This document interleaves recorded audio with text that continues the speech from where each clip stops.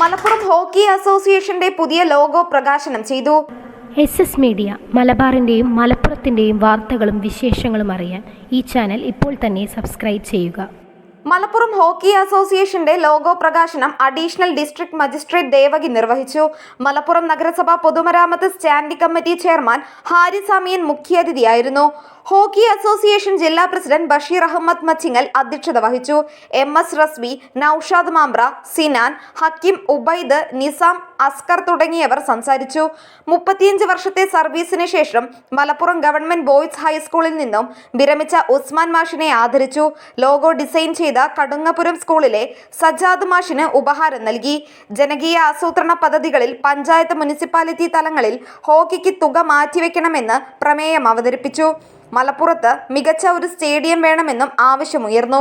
മലപ്പുറം നഗരസഭ rest house ഹാളിൽ നടന്ന ചടങ്ങിൽ റാഷിദ് വില്ലൻ നന്ദി പറഞ്ഞു.